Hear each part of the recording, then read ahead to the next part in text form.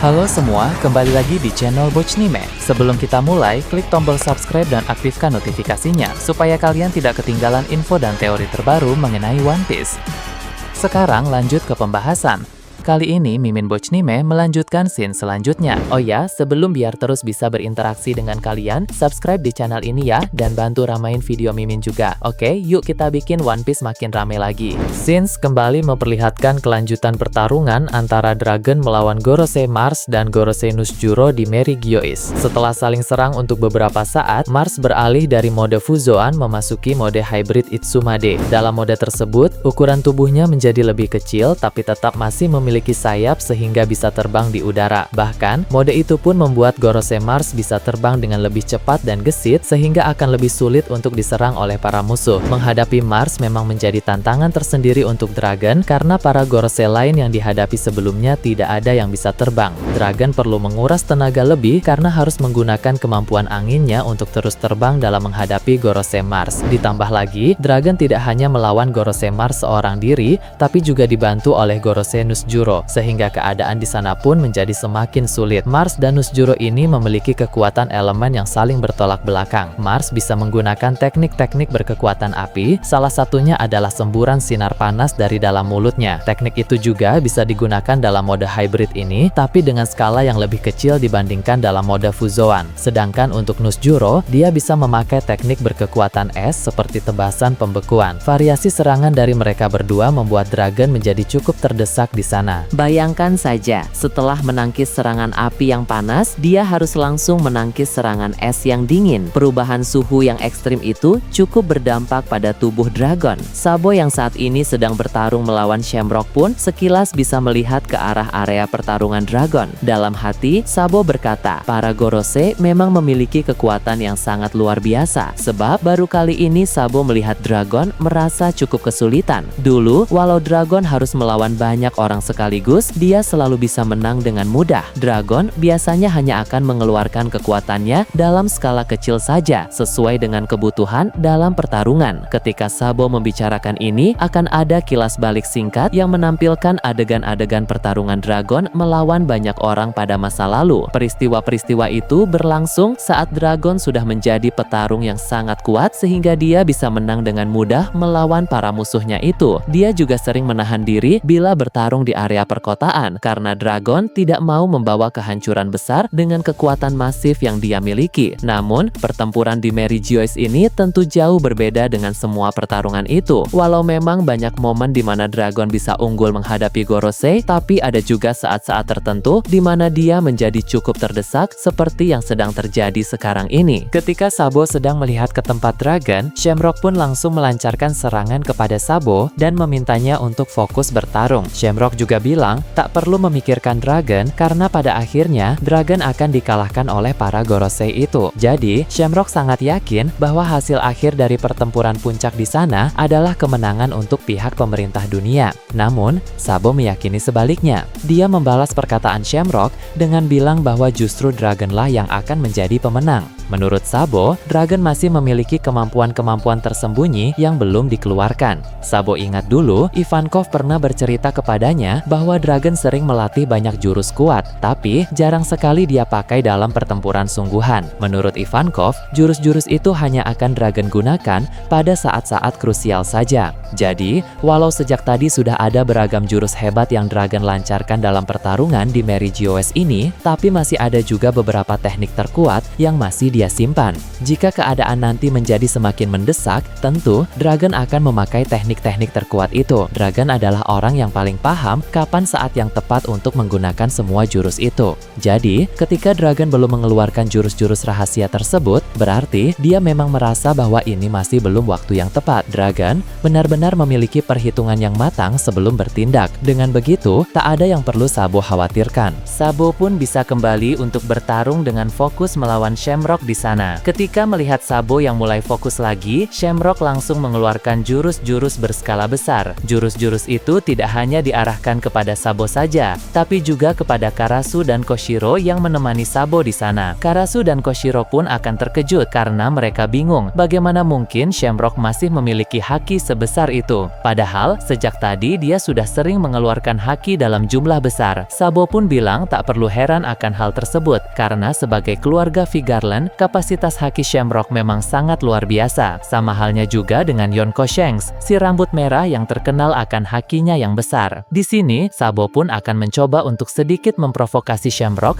dengan berkata bahwa menurut informasi yang ada, walau Shamrock dan Shanks sama-sama memiliki kemampuan haki yang hebat, tapi haki Shanks masih jauh lebih kuat. Harapan Sabo, Shamrock akan menjadi sangat kesal ketika mendengar itu, sehingga dia akan marah dan mulai bertindak ceroboh. Namun, upaya provokasi tersebut ternyata gagal total, sebab sang kesatria suci itu tetap tenang, walau dirinya dibandingkan dengan Shanks. Shamrock pun kembali mengeluarkan serangan yang besar dan terkontrol seperti tadi, sehingga Sabo, Karasu, dan Koshiro harus bersusah payah untuk bertahan. Setelah itu, Sabo pun bilang pada Karasu dan Koshiro bahwa ada sesuatu yang ingin dia coba. Tapi, untuk melakukannya, dia akan membutuhkan bantuan mereka berdua. Sangat menarik untuk menanti apa rencana dari Sabo itu. Setelah itu, cerita memperlihatkan Im Sama yang sedang merasuki tubuh Guncho, baru saja menggunakan Hao Shoku Haki yang sangat besar ke seluruh penjuru Elbaf. Dia melakukan itu karena marah atas apa yang dilakukan oleh Luffy di dunia bawah, di mana Luffy menghabisi para monster mimpi buruk dan juga melumpuhkan para raksasa iblis sampai pingsan, supaya nanti mereka bisa diubah lagi menjadi normal. Kesadaran Guncho yang ada di alam bawah sadar tubuhnya pun semakin merasa takut kepada Luffy yang merupakan Dewa Nika. Im Sama pun berkata, tak usah takut dengan orang itu, karena dia belum mencapai 100% kekuatan Nika.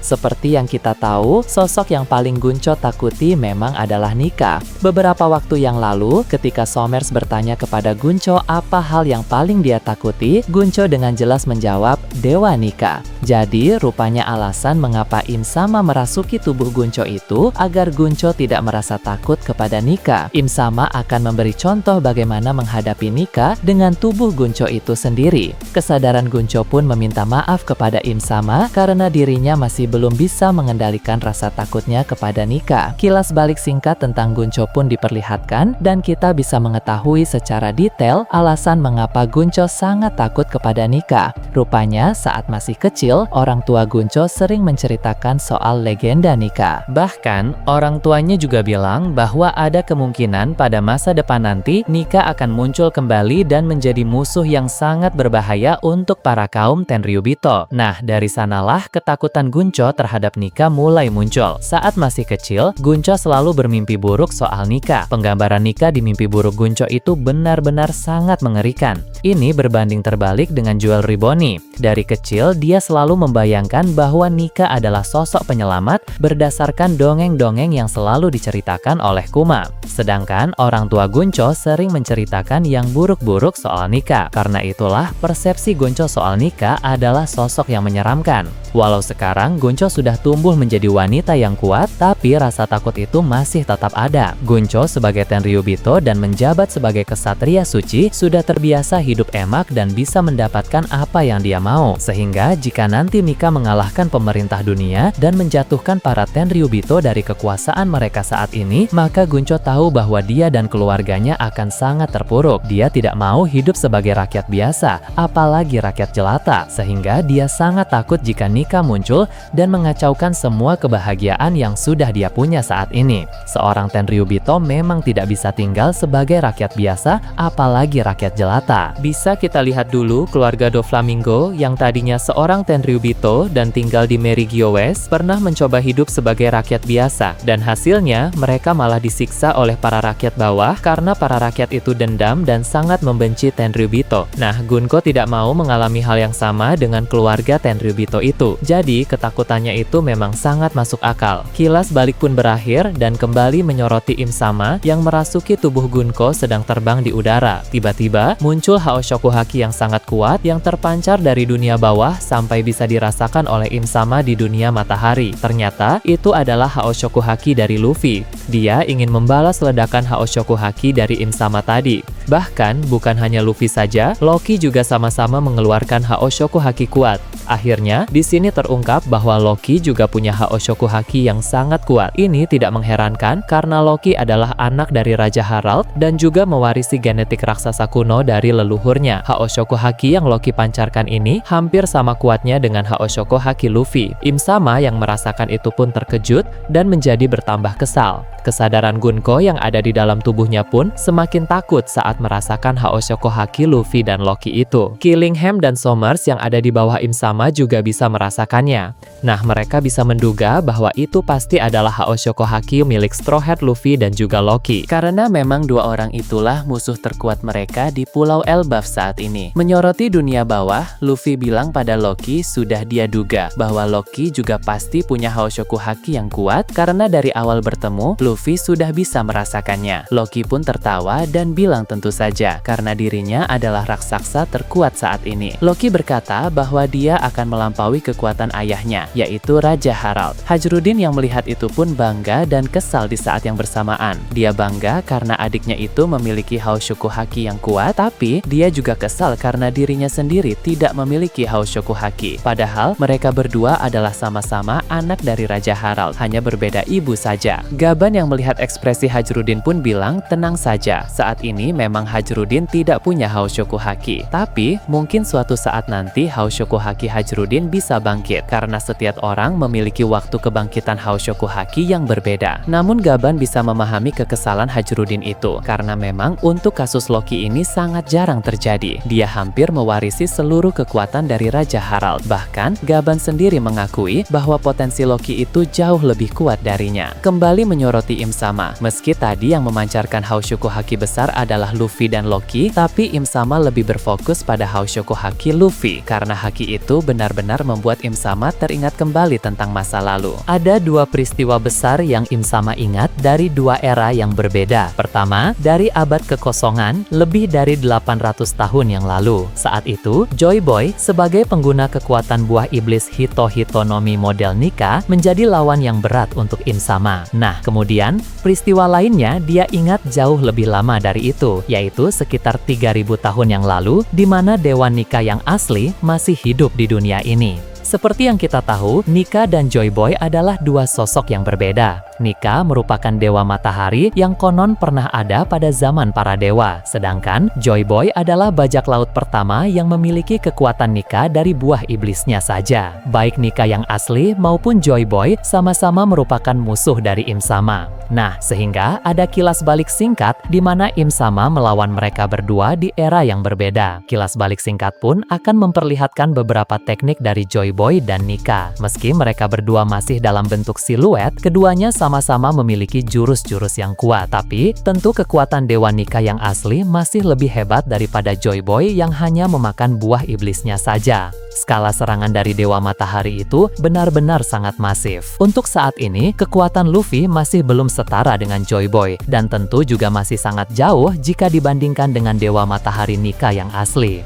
Namun, berhubung Luffy adalah karakter yang terus berkembang, maka besar kemungkinan nanti dia akan bisa melampaui Joy Boy dari abad kekosongan. Sebagai Joy Boy yang baru pada masa kini, kekuatan Luffy akan menjadi lebih hebat dari sang pendahulunya itu. Tak sampai di sana saja, kekuatan Luffy juga pada masa depan nanti akan setara atau sedikit melampaui Dewa Matahari Nika yang asli. Untuk bisa mencapai level ini, dia terlebih dahulu harus menguasai puncak dari seluruh kemampuan yang dia miliki. Luffy harus meningkatkan lagi ketiga hakinya, mengasah kembali kekuatan kebebasan dan imajinasi yang lebih kreatif, dan juga memahami tentang potensi energi matahari. Pelatihan dari Gaban dan pertarungan puncak yang akan terjadi di Pulau Elbaf ini akan membawa Luffy selangkah lebih maju menuju level tersebut. Jadi, pertempuran di negeri para raksasa itu akan menjadi sangat penting untuk perkembangan kekuatan Luffy. Setelah konflik di Elbaf nanti selesai, Luffy memang belum akan langsung melampaui Joy Boy dan Bunsku dan belum menyamai Dewa Matahari Nika yang asli. Tapi setidaknya dia sudah lebih kuat dari dirinya yang sebelumnya.